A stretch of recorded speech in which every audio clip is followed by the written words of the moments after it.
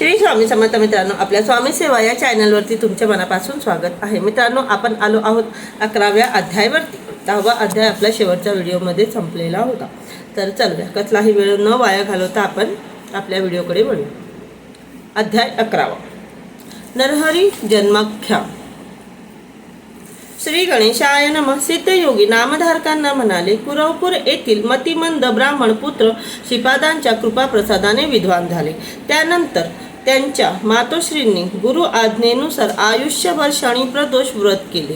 दुसऱ्या जन्मात त्या करंज गावी वाजसनीय शाखेच्या ब्राह्मणाच्या कन्या झाल्या. अंबा भवानी हे त्यांचे नाव. त्यांच्या त्याच गावातील माधव नावाच्या एका ब्राह्मणाशी विवाह झाला. हे दाम्पत्य नित्य प्रदोष समयी शिवपूजन करत असे.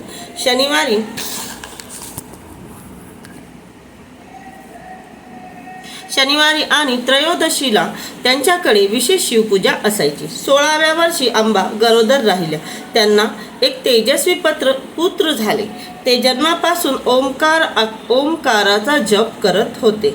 ब्राह्मणांनी त्यांचे जातक वर्तवले. हे अवतारी पुण्य पुरुष आहेत.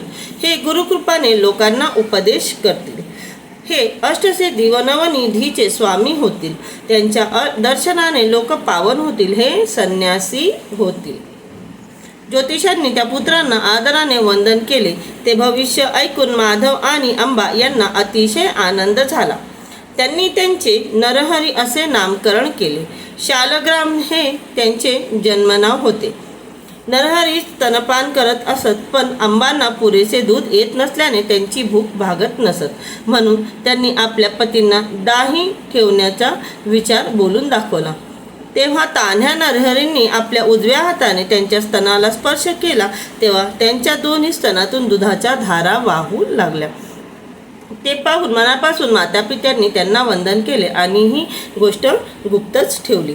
नरहरी कधीही पाण्यात निजत नसत. त्यांना जमिनीवर खेळायला आवडायचे. ते 7 वर्षाचे होईपर्यंत ओंकाराशिवाय दुसरे काहीही बोलत नव्हते.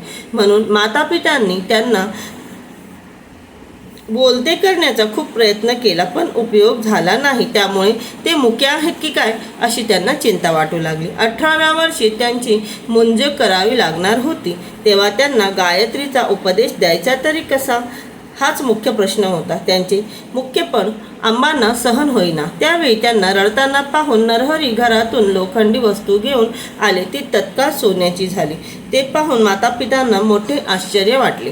त्यांनी आणखी काही लोखंडी वस्तू त्यांच्या हाती दिल्या आणि सोन्याच्या झाल्या. तेव्हा उभयतांनी त्यांना दृढ आलिंगन दिले व म्हणाले, तुमचे बोल ऐकण्यासाठी आम्ही आतुरलो आहोत. नरहरी हसले.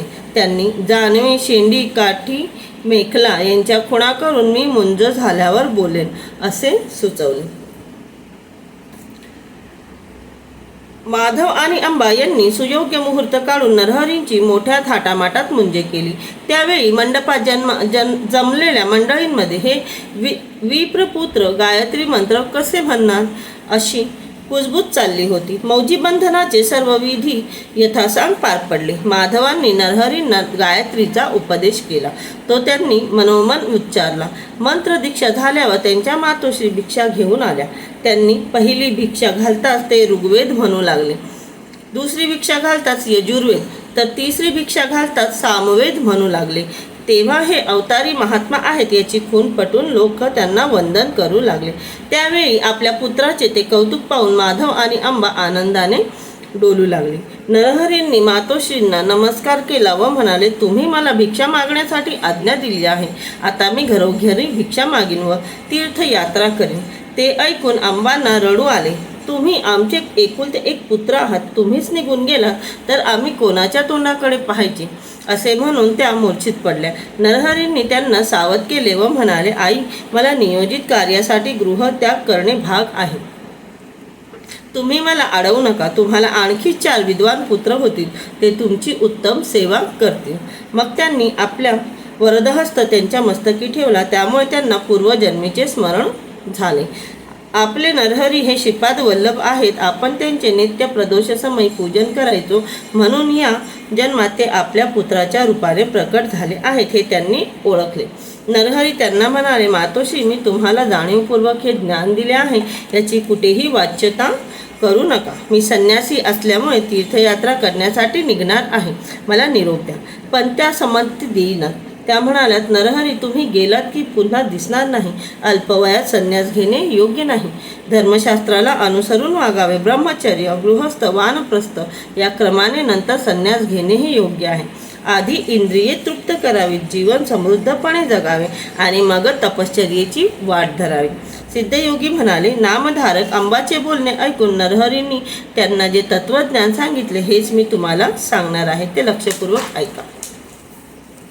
मित्रांनो, 10व्या अध्यायामध्ये आता फक्त एकच. भेटूया पुढच्या व्हिडिओ.